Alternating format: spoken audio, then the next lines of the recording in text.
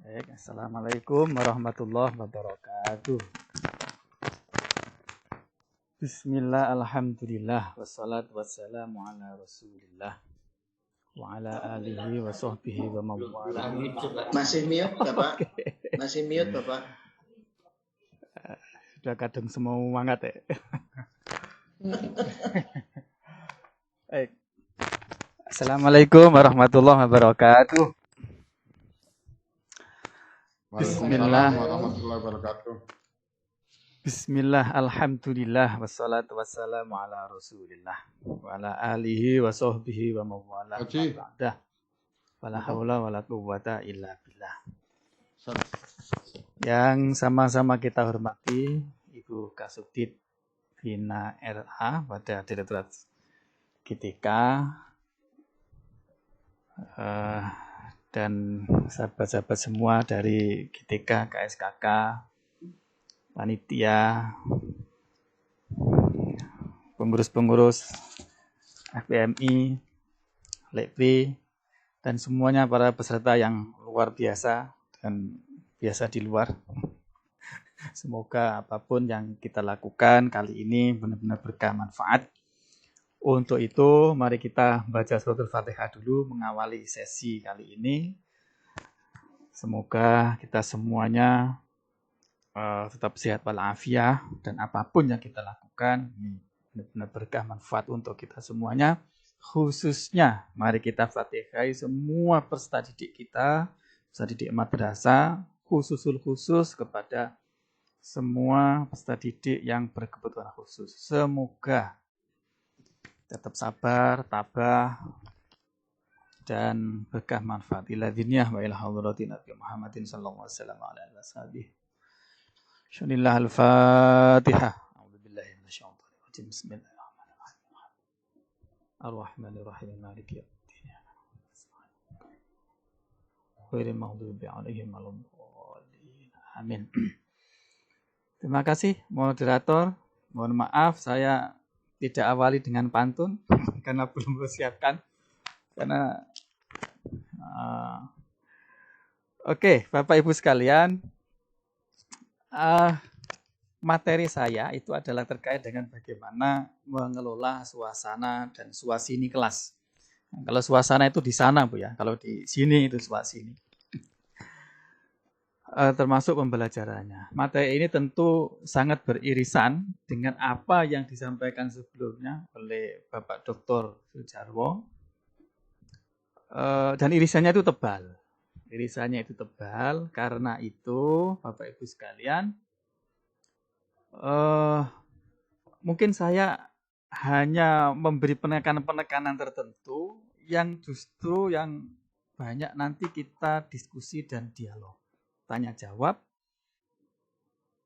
Kami berharap kami para pengurus MPI, kemudian para pejabat atau sahabat-sahabat yang dari Direktorat KSKK maupun madrasah itu bisa menyerap informasi dari apa yang Bapak Ibu rasakan ketika mengelola di kelas, mengelola pembelajaran, mengelola kelas, menghadapi anak-anak yang luar biasa itu bagaimana perasaannya mengelola pembelajarannya. Itu mohon nanti diungkapkan biar kami punya input itu, dan dalam hal ada beberapa masalah nanti yang diungkapkan, semoga kami bisa memberikan solusi-solusi. Tentu saya di sini nanti tidak sendirian. Saya didampingi oleh orang-orang hebat pengurus MPI. Ada Pak Supriyono yang biasa dipanggil Lekri. Beliau ini adalah tenaga ahli di BSNP untuk menangani pendidikan khusus.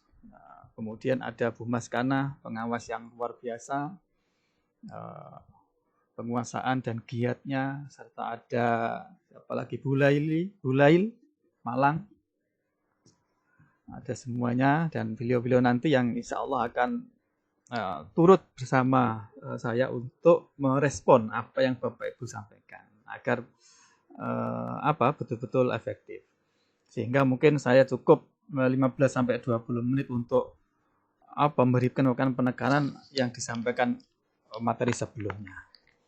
ada 3 sebetulnya yang akan saya sampaikan. Yang pertama tentang strategi bagaimana mengelola proses pembelajaran. Yang ini mencakup dengan strategi pembelajaran diferensiasi atau pembelajaran yang berbeda menurut sesuai dengan kebutuhan peserta didik itu. Jadi tidak disamaratakan, tidak gebiauya, setiap asin pasti uyah, ya enggak. Kadang keringat itu juga asin, tapi bukan uyah. Jadi tidak seperti itu. Nah, kemudian pembelajaran kooperatif. Kenapa harus kooperatif dan seterusnya. Kemudian kita turun lagi ke bagaimana menata suasana kelas. Sekaligus medianya. Nah, ini. Kemudian berikutnya adalah tentang bagaimana mengadaptasi kurikulum menjadi sebuah proses pembelajaran yang betul-betul adaptif. Ini terkait dengan pembelajaran individual dan bagaimana membuat rancangan pembelajaran yang adaptif dengan kebutuhan peserta didik. Nah, beberapa hal sudah banyak disampaikan oleh beliau. Karena itu saya nanti agak cepat saja dan yang penting-penting saja. Bapak Ibu sekalian, di dalam presentasi saya ini ada 3 nanti. Yang pertama penyampaian materi, kemudian refleksi dan RTL. RTL nanti akan menjadi tugas Bapak Ibu di kondisi luring 2 pekan ya, 2 pekan itu Bapak Ibu akan fokus untuk mengerjakan RTL ini. Nah, sebagaimana tadi juga Pak Jarwo juga memberikan tugas, nah saya juga nanti begitu. Nah, kemudian ada refleksi. Refleksi ini sebetulnya adalah untuk merefleksi diri. Setelah Bapak Ibu mengikuti di hari ini, itu kira-kira apa yang sudah dipahami? Adakah kesulitan-kesulitan dan bagaimana materi-materi yang Bapak Ibu serap itu bisa bermanfaat dan bisa dirasakan, dipastikan itu akan bermanfaat di dalam proses pembelajaran yang Bapak Ibu lakukan. Nah, ini bagaimana? Nah, itu nanti ada beberapa pertanyaan refleksi di akhir yang perlu Bapak Ibu betul-betul bertanya kepada diri sendiri untuk merasakan itu semuanya. Nah, dalam hal nanti pertanyaan-pertanyaan itu ternyata tidak semua memuaskan setelah di muhasabah atau setelah direfleksi diri, ternyata kok gimana, maka segeralah untuk minta bantuan atau berkolaborasi dengan para pendamping yang sudah disediakan oleh kementerian. Nah, itulah kira-kira alur dari apa yang kita lakukan. Tentu penyampaian materi ini berupa highlight aja. Kita pastikan 2 ini nanti yang Bapak Ibu perlu dikuasai. Pertama adalah memahami dan memiliki keterampilan terkait dengan bagaimana strategi pembelajaran yang melalui pendekatan pembelajaran diferensiasi atau disebut dengan diferensiasi instruksional. Kemudian memahami dan memiliki keterampilan terkait dengan strategi pembelajaran melalui pendekatan pembelajaran yang kooperatif. Nah, kenapa kita dalam madrasah inklusi itu mesti betul-betul memperhatikan implementasi pembelajaran diferensi? Kira-kira ini Bapak Ibu sekalian ya. Ya ini konsepnya. Nah, ini di awal dulu sudah pernah disampaikan. Tentu kita tidak menginginkan perlakuan kita kepada peserta didik kita itu disamaratakan semuanya sebagaimana ditunjukkan di dalam huruf A. Semuanya sama. Nah, kemudian juga tidak menginginkan juga perlakuan kita, intervensi kita kepada peserta didik kita itu perlakuan yang tidak sama tapi mengandung unsur tidak adil, gitu. Tidak adil. Sehingga terjadi yang pinter semakin pinter, yang biasa ya tetap biasa-biasa saja, dan yang nggak pinter akan semakin tertinggal.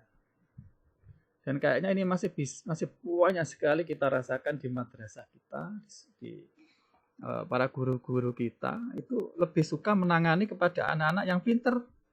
Justru dia lebih difasilitasi sehingga melesat jauh, sementara anak-anak yang terkesan atau dikesankan atau dipersepsikan sebagai anak yang nakal, yang kurang cerdas, itu tidak begitu mendapatkan layanan. Ini yang masih kita saksikan. Nah, yang ideal itu adalah yang B ini. B inilah yang pembelajaran dengan layanan inklusif itu. Jadi perlakuan kita, intervensi kita kepada peserta didik itu disesuaikan dengan kebutuhan anak. Nah, ini paling prinsip. Dan itu yang paling tahu itu adalah guru itu sendiri. Guru mesti harus punya pemahaman yang penuh terhadap karakteristik peserta didiknya, baik karakteristik dari aspek fisik, mungkin ada yang punya kekurangan atau punya hambatan berupa penglihatan, pendengar dan seterusnya, atau aspek mental, mungkin ada yang terlalu pemalu, ada yang terlalu over dan seterusnya, ada yang sebagainya, atau psikologis atau apalagi dari aspek potensi religiositas atau akhlak misalnya, itu harus betul-betul dipahami betul kondisinya peserta didik itu, kemudian memberikan perlakuan sesuai dengan kebutuhannya. Itulah prinsip dari inklusif itu. Nah, karena itu didefinisikan bahwa pengajaran diferensiasi itu merupakan pembelajaran responsif. Responsif artinya merespon terhadap situasi, kondisi, dan toleransi yang dihadapi itu. Ketika situasinya A, ya disikapi dengan A, dan B ya disikapi dengan B, dan seterusnya. Gitu. Nah, perlakuan yang berbeda tadi itu atau diferensiasi itu setidaknya mencakup 4 hal, dan ini tadi sudah sangat jelas disampaikan oleh Pak Jarwo ya. Nah, dalam rangka untuk mengidentifikasi kepada peserta didik kita, memahami kebutuhan anak, kayaknya kita mau nggak mau, suka nggak suka, mesti harus menggunakan instrumen profil belajar siswa yang minggu yang lalu atau 2 minggu yang lalu ini sudah kita pelajari, kita dalami bagaimana cara mengenali kebutuhan siswa, itu sudah, dan melalui instrumen itulah kita diharapkan bisa untuk mendeteksi kebutuhan masing-masing peserta didik itu. Karena itu menjadi sangat penting, karena berawal dari identifikasi terhadap kebutuhan peserta didik itu, kita bisa menentukan perlakuan intervensi apa yang paling tepat di dalam proses pembelajaran pada peserta didik. Oke. Tentu Bapak Ibu, poin-poin ini nanti sudah saya share ke panitia dan bisa dipelajari secara mandiri untuk didalami. Berikutnya adalah tentang kooperatif. Kenapa kooperatif? Ini menjadi perlu di dalam pembelajaran yang inklusif itu.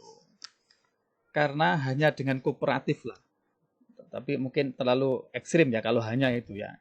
Mungkin yang paling pas untuk memfasilitasi peserta didik kita agar peserta didik itu benar-benar ikut terlibat. Keterlibatannya itu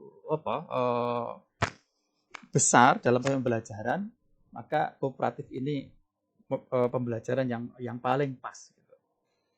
Sekalipun ada rumus bahwa tidak ada metode pembelajaran, strategi pembelajaran, pendekatan pembelajaran yang paling pas, yang paling baik untuk semua situasi dan kondisi. Itu tidak ada. Nah, metode, pendekatan, strategi pembelajaran, karena tidak ada yang paling pas untuk semua situasi, kondisi, maka kita mesti menguasai banyak metode untuk bisa disesuaikan kepada kondisi peserta didik kita. Nah, kooperatif ini itu diduga secara kuat dengan kooperatif ini bisa memfasilitasi semua potensi peserta didik itu dengan baik. Karena dengan kooperatif inilah peserta didik itu kepercayaannya akan tumbuh, rasa aman, dia merasa lebih diperhatikan, merasa lebih diberi kesempatan, sehingga hasil pembentukan karakter itu lebih terasa di sini. Jadi begini Bapak Ibu sekalian,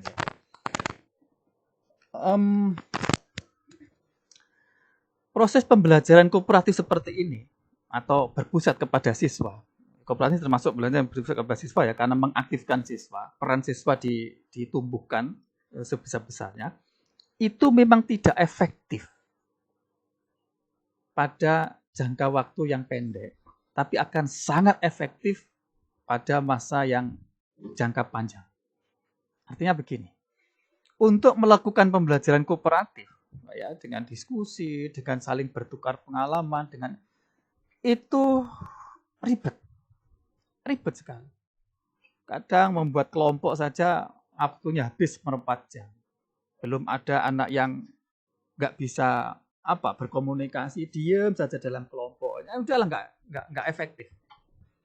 Tapi Bapak Ibu sekalian, pembelajarannya sekalipun itu tidak efektif, susah, ribet, lama, anak juga kadang 1 jam dapat ilmu apa.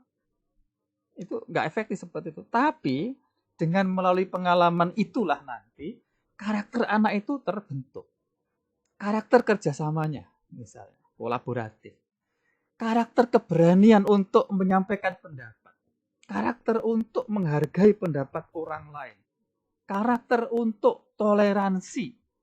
Mengakui kebenaran orang lain dan seterusnya. Itu akan terbentuk dengan sendirinya. Kita mesti telaten. Dan karakter-karakter itulah yang justru nanti itu akan sangat bermanfaat ketika dia hidup di usia usia tua atau usia dalam kehidupan yang sesungguhnya. Karakter itu yang justru penting. Jadi bukan penguasaan materi. Nah, karena itu sekali lagi pembelajaran yang mementingkan kepada aktivitas murid peserta didik itu memang tidak efektif untuk meningkatkan pemahaman terhadap materi. Lama sekali, tapi justru disitulah pembentukan akhlak, karakter, tujuan pendidikan yang sesungguhnya itu ada di situ. Karena itu kita mesti sabar. Kita butuh kesabaran dan ketelatenan. Butuh sate. Guru-guru kita mesti punya sate. Sate itu semangat, S-nya itu semangat. A-nya itu akas. Semangat dengan akas. T-nya itu telaten, E-nya itu entengan. Semangat, akas, telaten, dan entengan. Sorry, ini bahasa Jawa ya. Semangat is semangat. Kalau akas itu apa Pak P? Apa Le? Akas itu rajin.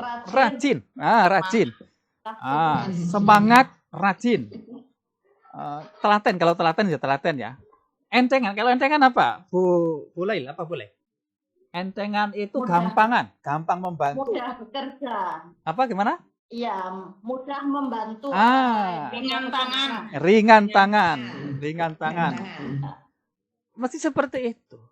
Jadi justru pengelolaan pembelajaran yang mementingkan kepada proses aktivitas murid, termasuk kooperatif, itu guru semakin sibuk mestinya. Semakin sibuk untuk mengatur kondisi anak. Tapi kan kebalik sekarang ini ya, keterampilan guru-guru kita kebalik. Dengan pembelajaran berpusat kepada siswa, siswanya suruh aktif, gurunya nongkrong di bangku, di mejanya. Betul nggak? Coba pengakuan. Kira-kira gimana? Bu Lail mungkin bisa komentar. Nah. Oke. Pakai Zoom ini ya, Bapak. Jadi ini, yang penting atasan, bawahannya nggak penting. Oke, Bapak Ibu sekalian, lanjut. Kemudian berikutnya tentang penataan kelas.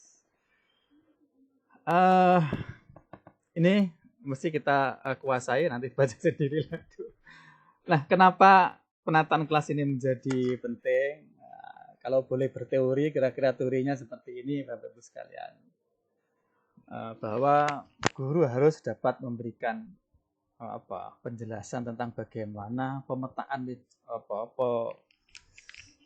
penataan meja-meja dan kursi atau layout kelas ya, yang disesuaikan dengan tujuan pembelajaran dan disesuaikan dengan kondisi gitu ya, dengan kondisi anak. Dan kembali lagi kepada rumus umum bahwa tidak ada bentuk kelas atau suasana penataan ruang kelas itu yang paling baik, paling top untuk semua kondisi dan untuk semua kegiatan. Dan mamulo itu apa ya? Kembali lagi sesuai dengan kebutuhan, dan itu yang paling tahu adalah guru. Nah, yang harus dipertimbangkan di dalam penataan kelas itu adalah bagaimana mengatur tempat duduk, suasana kelas itu yang memenuhi, pertama adalah memudahkan untuk partisipasi bagi peserta didik, partisipasinya, ya, pelibatan suasana duduk itu, misalnya jangan sampai yang ada suasana yang di mana pengaturan tempat duduk itu ada murid yang terlalu dekat dengan guru, ada yang terlalu jauh, sehingga komunikasi dan partisipasi dari peserta didik tidak terfasilitasi dengan baik. Nah, dengan partisipasi peserta didik dalam proses pembelajaran inilah nanti yang memungkinkan untuk mengungkit atau meningkatkan keterampilan anak dalam berpikir tingkat tinggi. Artinya kalau anak itu aktif dalam belajar, mikir dalam belajar, ikut terlibat dalam proses pembelajaran itu, dia berpendapat, dia mikir, dia membantah temannya, kemudian dia juga menimpali pendapat yang lain, aktif seperti itu, berpikir seperti itu, maka nanti higher order thinking skill, keterampilan berpikir tingkat tinggi itu akan dengan sendirinya terbentuk. Tapi sekali lagi Bapak Ibu sekalian, mengkondisikan seperti itu memang ribet, tapi penting. Nah, karena itulah perlu kesabaran dan ketelatenan yang sate tadi itu dari guru-guru kita. Nah, jadi penataan bagaimanapun itu terserah Bapak Ibu sesuai dengan kondisi masing-masing, tapi hendaknya itu satu, penataan suasana kelas itu menjamin mudahnya komunikasi antara guru dengan murid, murid dengan murid, dan seterusnya. Satu. Yang kedua, memudahkan dalam berpartisipasi dalam proses pembelajaran itu. Jangan sampai anak-anak itu mau usul saja terganggu gara-gara tidak bisa melihat kepada gurunya. Nah, jangan sampai anak-anak itu tidak bisa berpikir gara-gara tidak mendengarkan apa yang disampaikan oleh gurunya misalnya. Itu harus diperhatikan. Jadi suasana komunikasi, interaksi, partisipasi ini harus betul-betul dikondisikan dan antar satu dengan yang lain itu mendapat perlakuan yang sesuai. Nah, misalnya yang matanya, yang penglihatannya itu agak kurang tajam, ya diberi kesempatan di depan. Nah, yang pendengarannya kurang di depan, yang penglihatannya itu tajam mungkin bisa mengalah di belakang dan seterusnya. Yang tinggi misalnya biar tidak menghalangi dan seterusnya. Gitu-gitu hal seperti itu saya kira harus dipertimbangkan.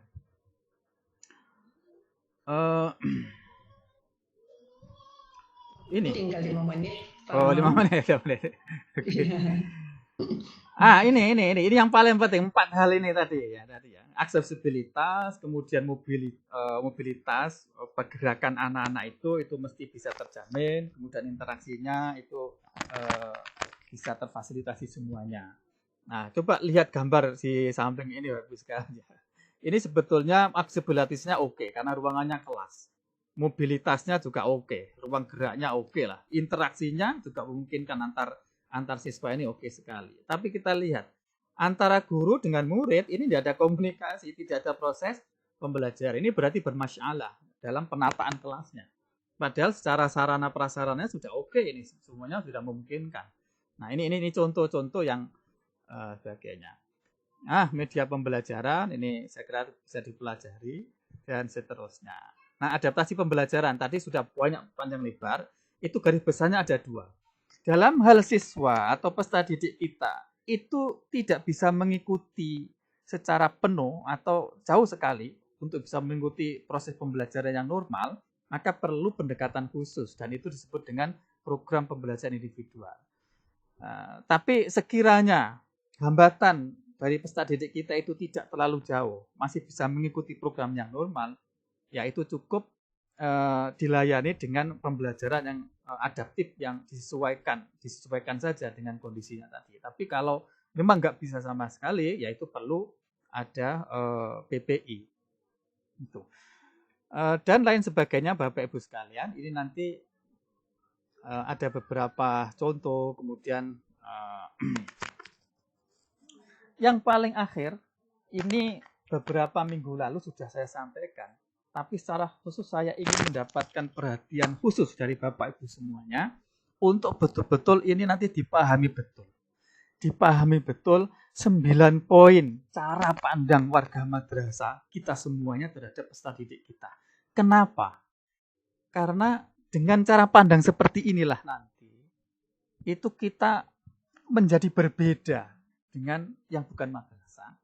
Tapi yang paling penting adalah bahwa dengan cara pandang seperti inilah, hanya dengan cara pandang seperti inilah, itu apapun yang kita lakukan kepada peserta didik kita, itu akan nyambung dari hati ke hati, kemudian kita bisa ikhlas, dan ikhlas itu akan berdampak nanti kelak di akhirat. Ini yang penting.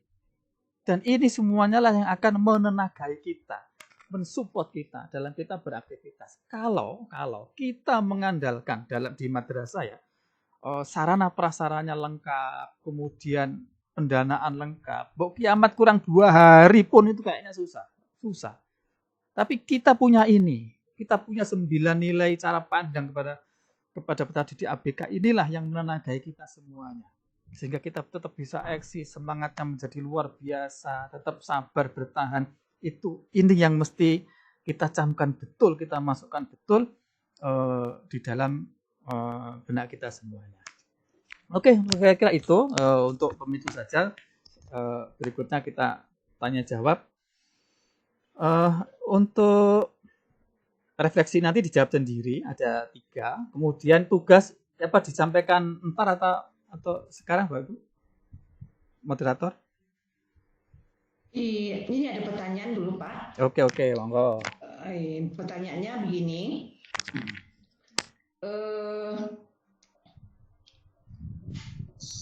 Dalam kelas itu ada 3 orang siswa yang BPDB, yang BDBK.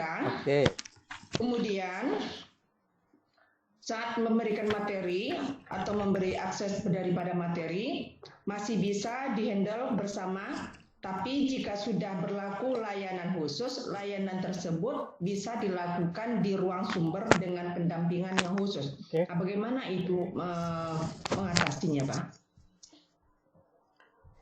Oke, halo Bu Laili. Halo Bu Laili. Halo. Pak Pri, Lek Pri. Halo, Lek. Lek Pri. Siap. Ini pertanyaannya sangat teknis. Dan Lek Pri ini punya pengalaman menghadapi suasana yang sangat teknis seperti ini. Silakan Lek Pri, ditanggapi Lek Pri.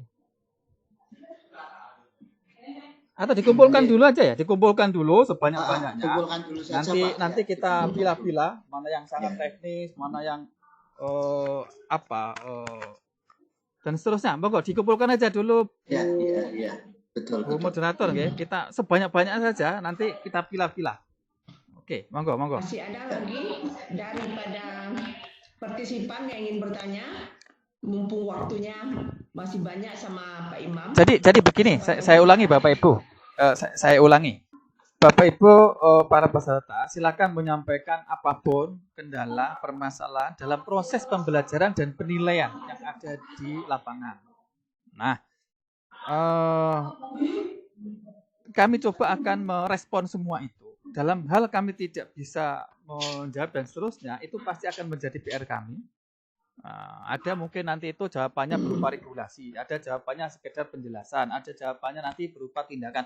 Jadi saya akan memilah-milah itu. Silakan semuanya disampaikan. Ini kesempatan untuk kami bisa memahami apa yang terjadi dalam proses pembelajaran dan penilaian di lapangan. Monggo.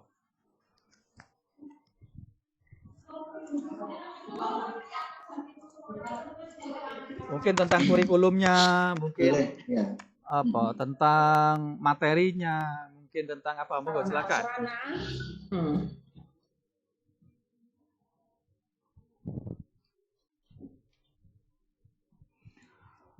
Kemudian nanti untuk memperdalam ini juga, Bapak Ibu perlu juga membaca misalnya modul yang dikeluarkan oleh kerjasama Kementerian Agama, Kemendikbud dengan inovasi.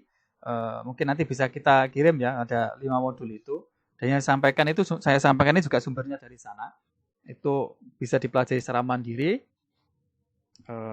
untuk memperdalam apa yang kita diskusikan ini. Tapi ini yang paling penting sekali lagi adalah silakan disampaikan kondisi spesifik yang Bapak Ibu, menurut Bapak Ibu itu adalah sebuah kendala gitu. Tadi sudah satu, dari mana tadi Bu Azmar? Dari mana tadi? Iya Pak. Tadi dari mana? Yang nomor 1 tadi? Lupa saya. Dari Sumatera Barat nih Pak. Oh, Sumbar. Tertangkap Lepri ya tadi pertanyaan dari Sumbar ya? Boleh diulang Bu. Saya ulangi lagi ya. Dalam satu kelas itu ada siswa yang WDBK. Contohnya pada sekolah ibu ini ada 3 orang siswa yang mempunyai 3 orang PBDK. Saat memberikan satu materi, masih bisa dilakukan untuk menghandle-nya atau bisa untuk mengatasinya. Tapi jika sudah berlakunya layanan khusus, layanan tersebut bisa dilakukan di ruang sumber dengan pendampingan khusus. Jadi bagaimana untuk cara mengatasi hal-hal tersebut? Gitu.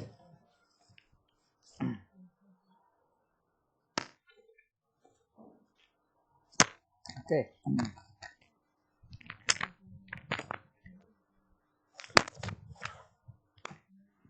Oke, jadi prinsipnya Bapak Ibu sekalian.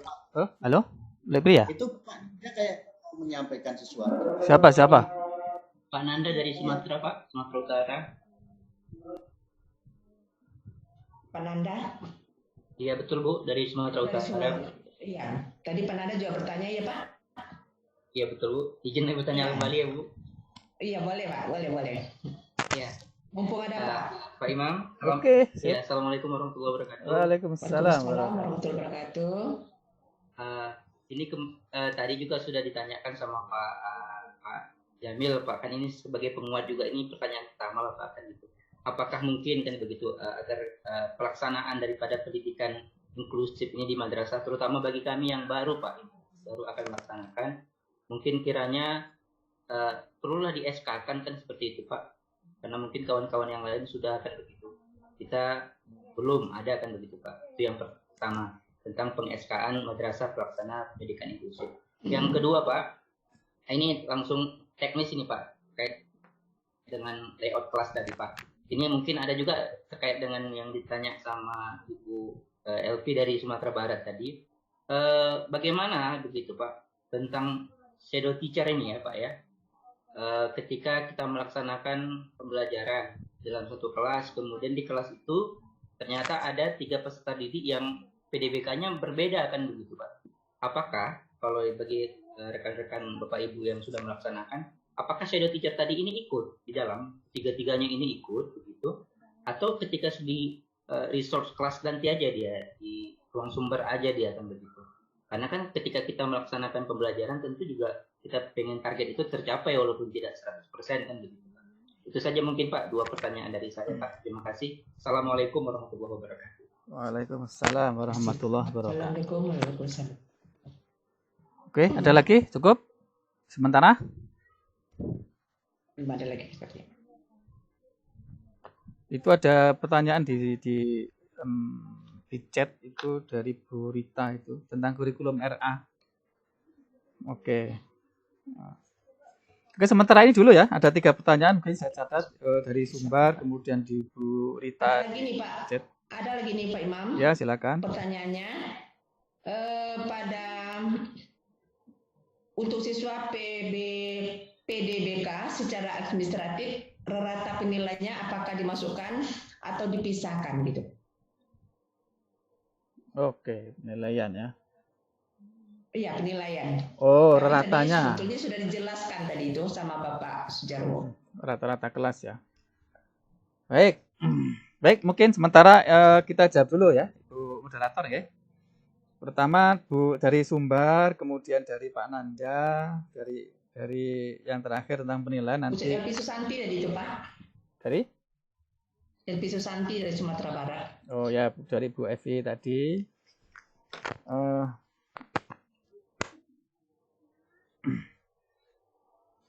Jadi secara umum begini, secara umum nanti Lipri akan memberikan tambahan bahwa pelayanan di madrasah inklusi itu kan ada 2, ada pelayanan pembelajaran yang di ruang kelas itu, kemudian ada pelayanan namanya kompensatoris. Nah, pelayanan kompensatoris inilah diperuntukkan kepada peserta didik berkebutuhan khusus yang tidak mungkin digabung atau dilayani dengan menggunakan pelayanan yang normal atau pembelajaran di dalam kelas.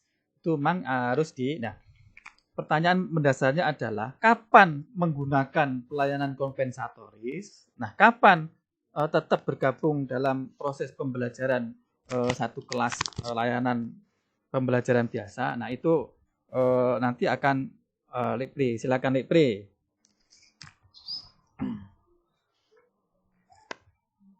Nggih, matur suwun, Pak. Ini di madrasah baru adzan Pak, setelah ini ada pujian. Jadi mungkin kita bisa share ke teman-teman yang lain. Tapi saya akan coba bisa bantu menyampaikan pengalaman kita tuh ya. Pengalaman kami di madrasah ketika menyelenggarakan pendidikan inklusi. Jadi begini Bapak Ibu. Kalau dalam regulasi di Permendiknas 70 tahun 2009 ya, itu kan memang ada kewajiban bahwa kita sekolah yang kalau di Permendiknas itu termasuk yang di Kementerian Agama kita wajib memberikan akses bagi anak-anak peserta didik berkebutuhan khusus. Nah, kita bicara alur, Pak. Alurnya ketika PDBK masuk ya, ketika PDBK masuk ke madrasah, maka yang harus dilakukan oleh madrasah pertama adalah melakukan identifikasi. Ya, melakukan identifikasi. Setelah identifikasi ini secara umum kita melihat posisi peserta didik kita, baik yang berkebutuhan khusus ataupun tidak, itu dilihat semua satu kelas. Kecuali jika masuknya dia sudah membawa dokumen dari psikolog masuk ke madrasah kita melalui kuota PDBK. Kalau sudah ini berarti cukup kita lakukan identifikasi dan asesmen yang ada di tingkat madrasah. Nah, hasil dari identifikasi dan asesmen itu yang kemudian di-combine, yang kemudian dipadukan dengan kalau saya mengistilahkan itu asesmen formal yang dilakukan oleh dokter atau dilakukan oleh dilakukan oleh psikolog, maka itu akan digabungkan menjadi satu dokumen yang disebut dengan dokumen peserta didik berkebutuhan khusus. Bagaimana jika madrasah kita tidak memiliki psikolog atau jauh dari psikolog para pakar psikologi? Bagaimana kita bisa melakukan sendiri melalui asesmen fungsional dari materi yang kemarin disampaikan oleh Pak Said Jufri dari inovasi itu. Nah, tentunya dari dokumen-dokumen ini itu kita dapatkan sebuah gambaran profil tentang anak-anak kita. Dia ada hambatan apa enggak pertama. Setelah diidentifikasi dia ada hambatan enggak. Setelah didalami di asesmen ada hambatannya ada di mana. Nah, hambatan ini nanti akan ada dua sisi Bapak Ibu. PDBK itu ada dua. Yang pertama dengan hambatan intelektual atau sekarang yang disebut dengan disabilitas intelektual. Yang kedua, anak-anak berkebutuhan khusus dengan tanpa hambatan intelektual. Ini kira-kira kurang lebihnya ringkasan dari semua itu tadi.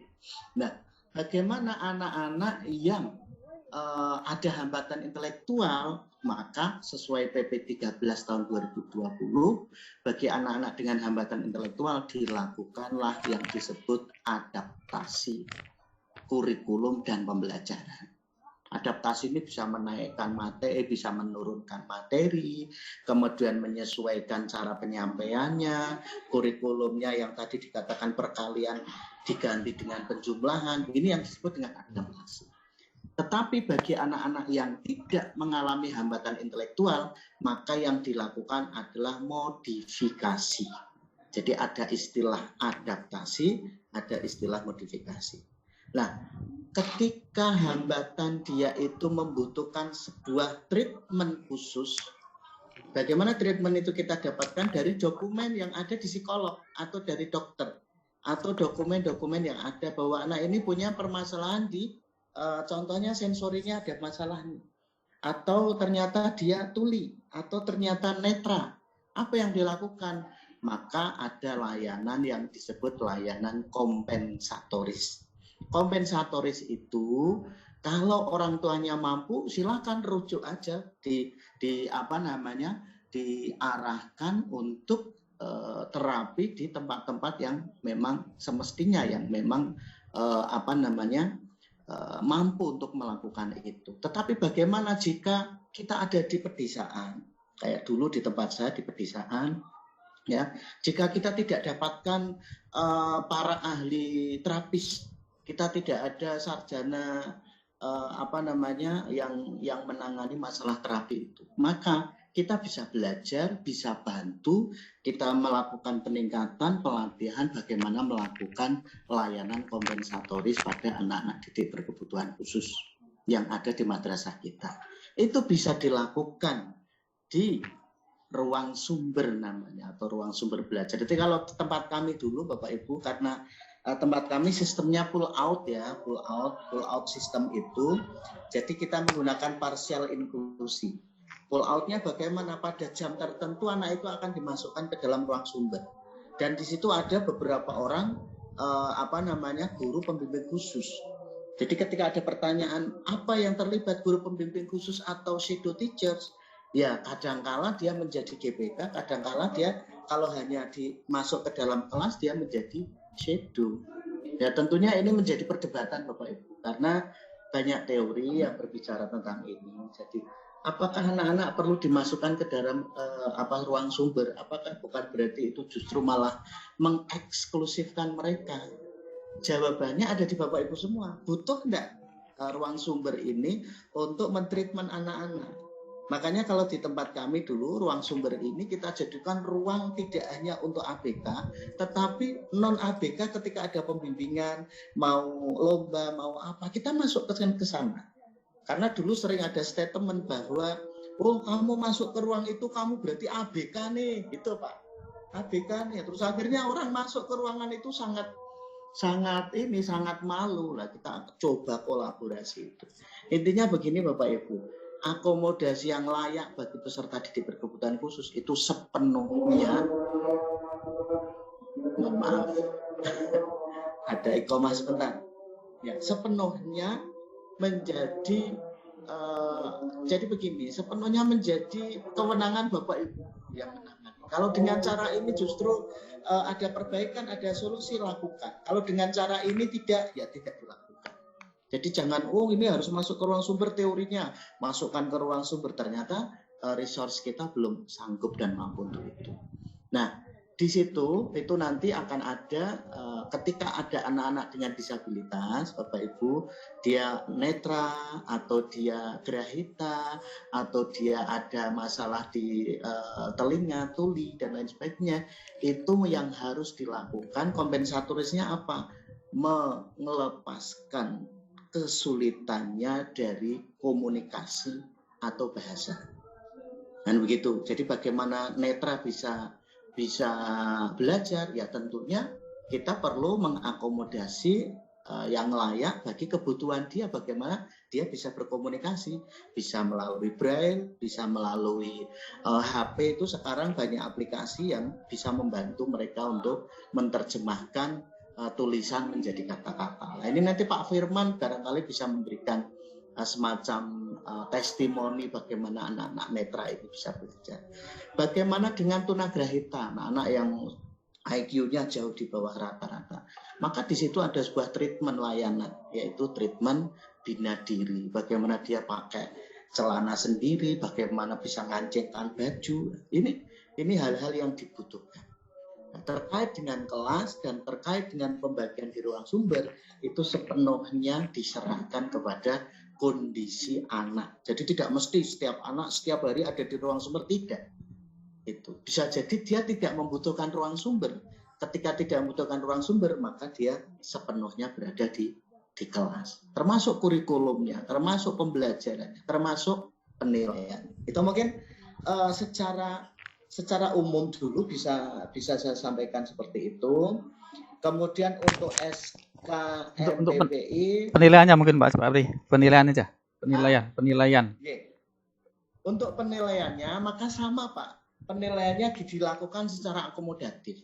Bagaimana mengakomodasi penilaian ini, ya itu tadi Pak Sujarwanto sempat memberikan kisi-kisi pada kita apa hambatan. Kalau hambatan, jadi ini debatable juga anak-anak dengan menentukan disabilitas intelektual itu. Kalau memang dia disabilitas intelektual, maka perlu dilakukan akomodasi, perlu dilakukan adaptasi. Adaptasinya ada di mana? Pembelajarannya dia seperti apa, adaptasi kurikulumnya seperti apa, model mengajarnya seperti apa, nanti penilaiannya akan disesuaikan dengan kondisi anak. Maka kalau di madrasah inklusif itu tidak ada istilah satu model soal. Dikatakan kalau di tempat kelas kita ada satu anak dengan tunagrahita, ya pasti soalnya akan berbeda dengan anak-anak pada umumnya. Nah, kalau di situ ada anak tunanetra, maka yang dilakukan dicari dulu dia ada hambatan intelektual apa enggak. Kalau dia tidak ada hambatan intelektual, maka soalnya persis. Artinya begini, soalnya persis itu dalam arti teksnya kan dia tidak bisa membaca. Lah bagaimana nanti dimodifikasi cara penyampaiannya? Bisa melalui HP yang ada suaranya tadi, bisa melalui braille. Yang penting bagaimana anak kita bisa membaca soal-soal yang ada. Nah, kadang dalam situasi tertentu, kapan shadow teachers ini dibutuhkan, ya sesuai dengan kondisi anak. Kalau dia memang tidak bisa belajar sendiri, jangan dipaksa sendiri. Makanya tadi pertanyaan Bu Ida, ini permanen apa enggak? Yang namanya PDBK ya cenderung permanen. Cenderungnya permanen. Nah, bagaimana yang tidak permanen itu nanti shadow teacher-nya. Ya, shadow teacher-nya kalau ini sudah tidak butuh pendampingan, maka tidak perlu dilakukan pendampingan. Begitu juga dengan anak tuli, ya. Anak tuli soalnya jangan sampai mendengarkan, soalnya jangan sampai ini, maka hanya melakukan modifikasi, tapi materinya mungkin sama persis. Itu Pak Imam. Oke, baik. Nah, untuk yang ya. Oke, terkait saya kira-kira begitu. Lagi Pak Imam pertanyaannya. Ya, sebentar, saya ingin menambahkan tadi.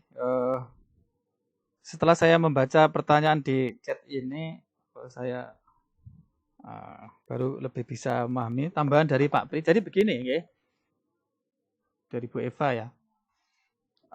Mohon Bapak Ibu guru itu tidak mudah untuk memisahkan anak-anak PDBK itu dari ruang kelas. Ya. Jadi tidak mudah untuk gampangan begitulah kira-kira begitu. Betul tadi disampaikan oleh Pak Pri bahwa itu sangat tergantung kepada kebutuhan anak. Tapi jangan mudah untuk memisahkan ke ruang layanan kompensatoris itu, jangan mudah. Karena itu akan menjadi eksklusif gitu. Jadi tujuan inklusivitas itu kan agar betul-betul inklusi gitu ya, inklusif di ruang kelas itu. Maka yang bisa dilakukan oleh Bapak Ibu adalah menggunakan strategi pembelajaran kooperatif itu.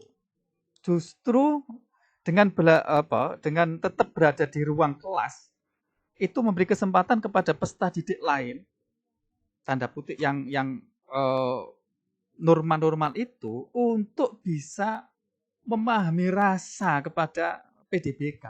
Itu kesempatan luar biasa. Bisa menghargai itu, justru membangun rasa itu di situ, di ruang kelas itu.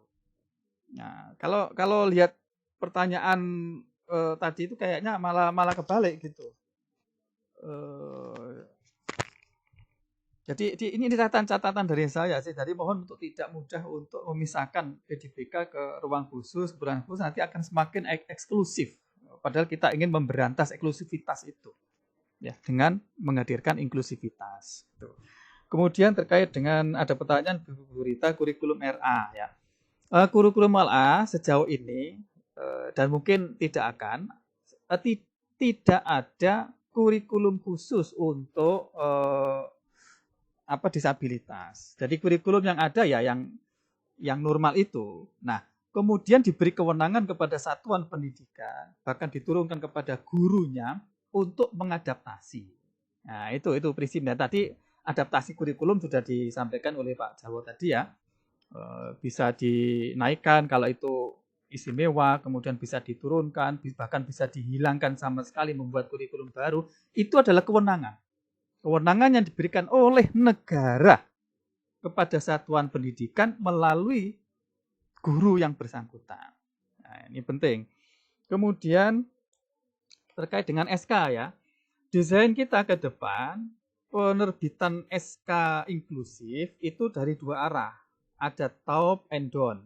Jadi bisa dari bawah pengajuan, kemudian dari atas. Jadi insya Allah ke depan ini disebut-sebut tadi di room chat oleh Bu Kasudit, ini segera akan disahkan roadmap kita yang salah satunya ada insya Allah akan segera diberlakukan. Perizinan itu tidak ribet-ribet lah pokoknya gitu loh. Tujuan kita itu bahkan ke depan semua madrasah kita adalah inklusif. Semua madrasah kita adalah inklusif gitu. Hanya saja untuk mencapai ke sana tidak bisa bin salabin, harus ditata betul sistem agar bisa memungkinkan untuk itu semuanya. Nah, salah satunya adalah upayanya adalah menjadikan madrasah-madrasah Bapak Ibu di wilayah Bapak Ibu ini menjadi madrasah percontohan.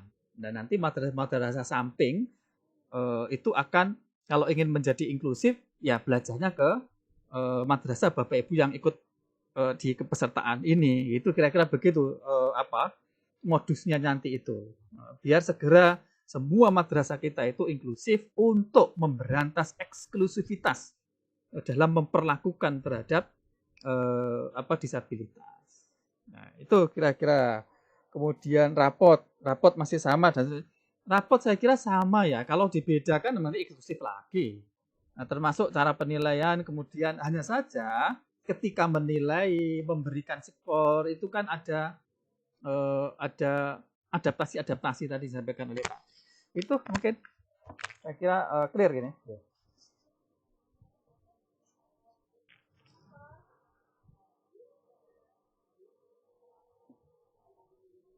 Pak Imam, ada lagi satu pertanyaan Monggo. dari Ibu Suratini dari DIY. Ya, monggo. Mengatakan, untuk madrasah inklusi, apakah hambatan penglihatan bimbingan baca Al-Quran atau Braille menjadi salah satu kebutuhan layanan khusus? Karena Bapak dan Ibu Guru mata pelajaran agama belum tentu bisa baca Al-Quran yang Braille. Ini sangat kontekstual, Lek Pri. Lek Pri ini sudah menangani bahkan tahfidz anak berkebutuhan khusus ini. Silakan Lek Pri yang paling Halo Lek Pri, monggo pengalamannya dibagi Iya, Lek Pri. iya. Monggo pengalamannya dibagi. Ah,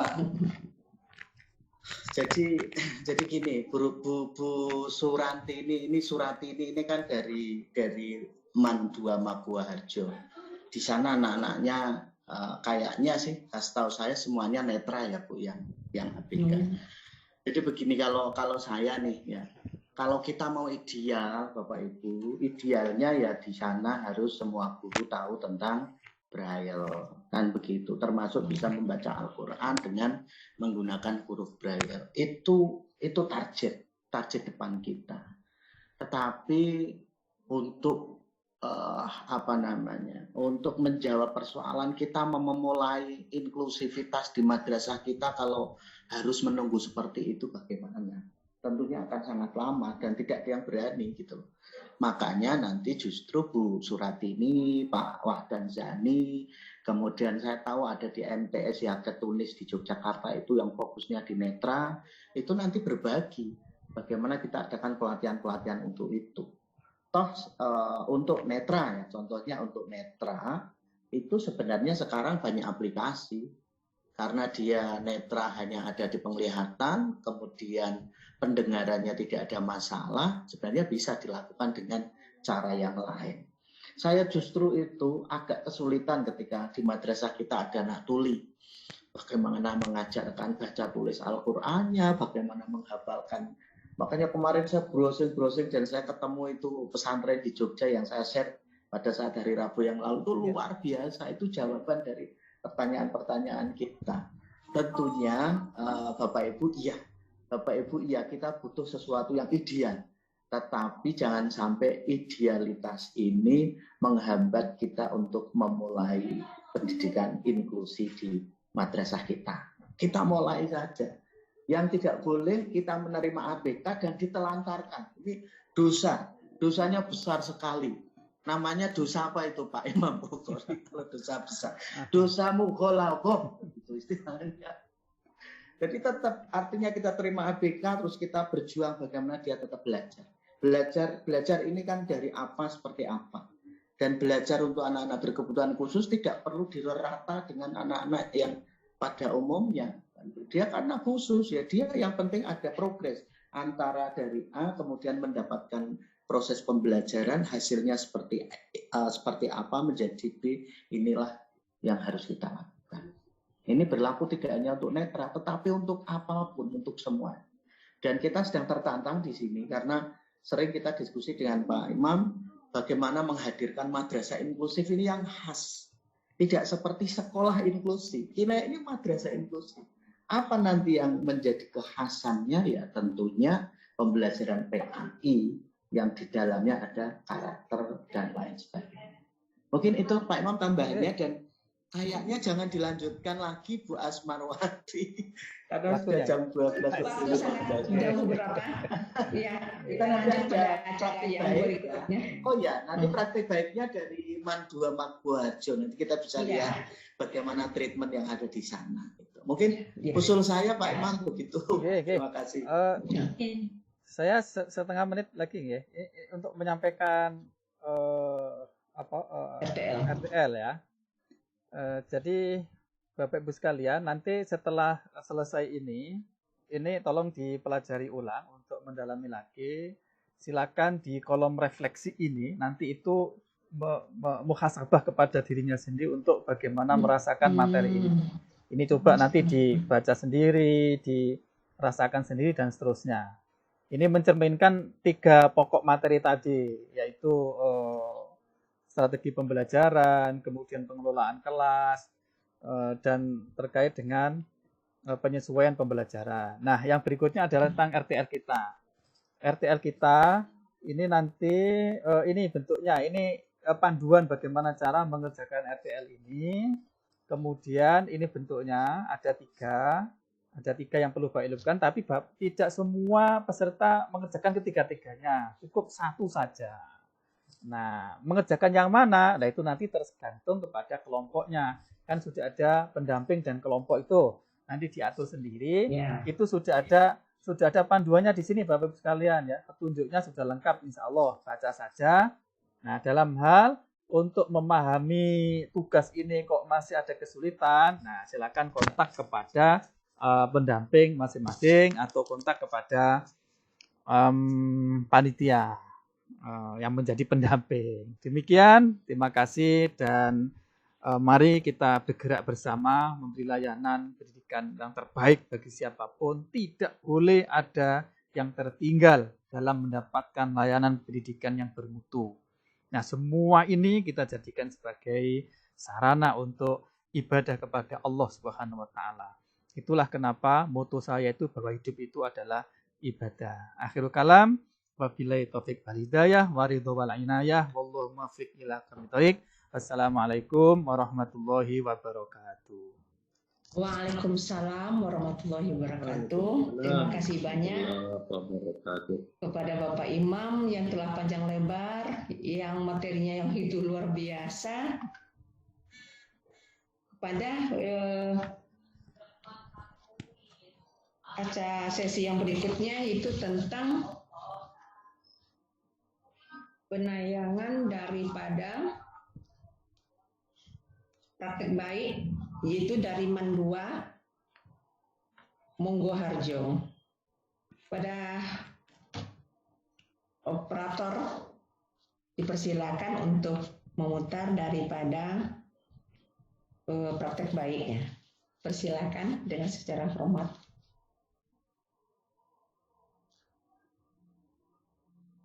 Pengantar tidak, Ibu.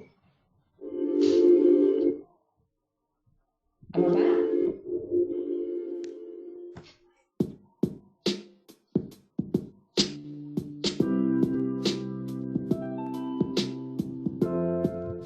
Madrasah Aliyah Negeri 2 Sleman merupakan madrasah aliyah penyelenggara pendidikan inklusif pertama di Indonesia pada hambatan penglihatan dan fisik. Kantor Kementerian Agama Daerah Istimewa Yogyakarta memberikan dukungan penuh pada MAN 2 Sleman sebagai penyelenggara pendidikan inklusif. Assalamualaikum warahmatullahi wabarakatuh. Alhamdulillahirabbil alamin. Sayyidina wa maulana Muhammad wa ala alihi wa ashabihi ajma'in. La haula wa la quwwata illa billahil aliyyil azim. Amma ba'd. Bapak Ibu yang saya hormati, utamanya Bapak Kepala Madrasah dan seluruh dewan guru, para pegawai dan para siswa-siswi MAN 2 Sleman yang berbahagia. Kami sampaikan bahwa MAN 2 Sleman yang sebelumnya bernama MAN Monggo Harjo adalah madrasah inklusi pertama di Indonesia yang menerima peserta didik berkebutuhan khusus dengan hambatan penglihatan dan hambatan fisik. Untuk itu, saya selaku Kepala Kantor Wilayah Kementerian Agama Daerah Istimewa Yogyakarta memberikan dukungan penuh kepada MAN 2 Sleman sebagai madrasah penyelenggara pendidikan inklusif. Kami juga mengapresiasi terhadap anak berkebutuhan khusus di MAN 2 Sleman dengan banyaknya prestasi yang telah diraih baik di tingkat nasional ataupun internasional. Antara lain, yang pertama juara 2 LKTI Kemenak Mayes. Yang kedua, juara 3 LKTI Internasional ISIF yang diikuti oleh 30 negara. Yang ketiga, penerbitan buku antologi, cerpen dan puisi berjudul Tersenyum dalam Gulita yang beredar luas secara nasional.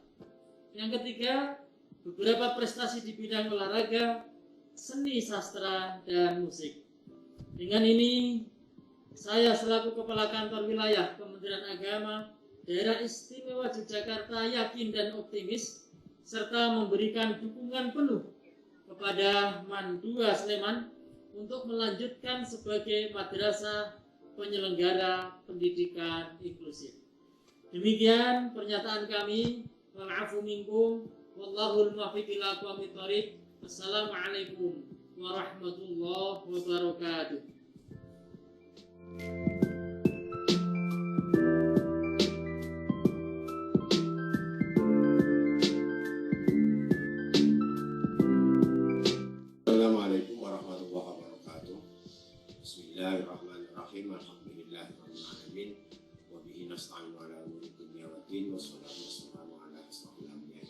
mursalin sayyidina wa maulana Muhammadin wa ala alihi washabbihi ajmain. Pada kesempatan ini saya selaku Kepala Madrasah Aliyah Negeri 2 Sleman menyampaikan bahwa Madrasah Aliyah Negeri 2 Sleman adalah salah satunya madrasah yang ada di Yogyakarta, bahkan mungkin yang ada di Indonesia, yang merupakan madrasah satu-satunya madrasah inklusi yang ini sudah berjalan cukup lama, karena menurut sejarah bahwa Man 2 Sleman ini bermula dari PGA LP yang kemudian mengalami proses beralih menjadi Man 2 Sleman ini. Saya selaku kepala madrasah, walaupun dengan keterbatasan sarana dan prasarana yang ada di madrasah, kan tetapi kami tetap komit dan kami selalu mendukung dan selalu memberikan apresiasi terhadap program inklusif yang ada di Man 2 Sleman ini. Baik dari segi layanan terhadap anak-anak difabel, kita sudah melakukan berbagai macam hal, antara lain membuka layanan untuk anak-anak difabel yang kita sebut dengan ULD, unit layanan difabel. Kemudian kurikulum juga sudah kami siapkan